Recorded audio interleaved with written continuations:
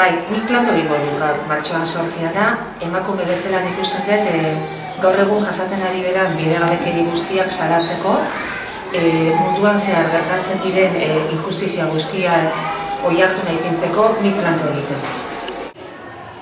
Nik plantara egitea erabaki dut, mundu mailako deialdi bat dalako, iruditzen zaidalako berdintasuna heltzeko oso motelgoa zelako, eta emakumeok indarrik behar dugulako egoera aldatzeko.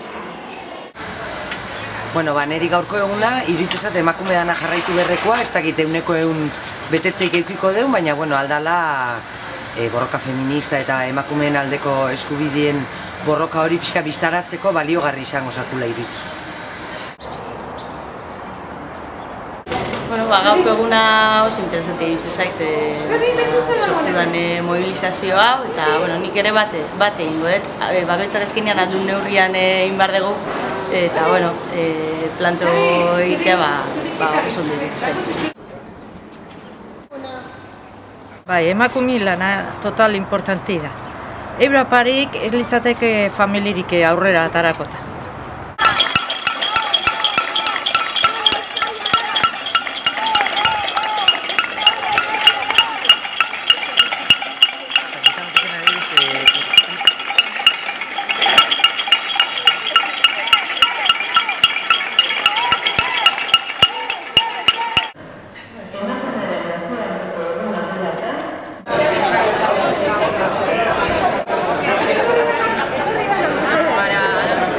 IMH-ren adierazpena.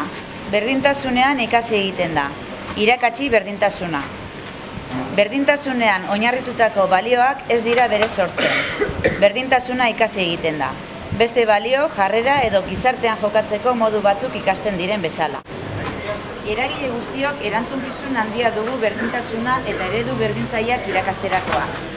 Zentzu horretan, bereziki belaunaldi gazteengan jarri behar dugu arreta. Beraz, berriro ere diogu. Irakatsi berdintasuna, ikasi eta praktikatu berdintasuna. Ikasi egiten da, irakatsi berdintasuna.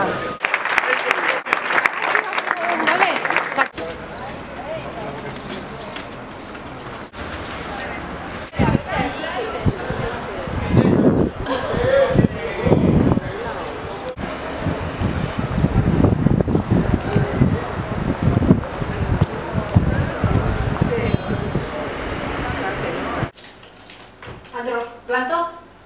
¿Conforme? Bai.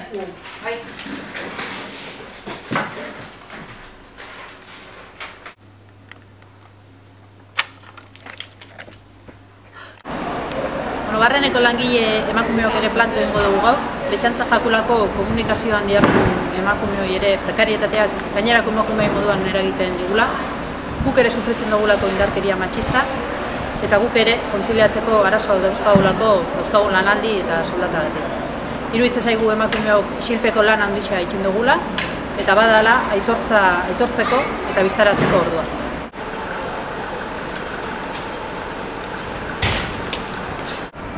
Emakumeok, gaur, planto.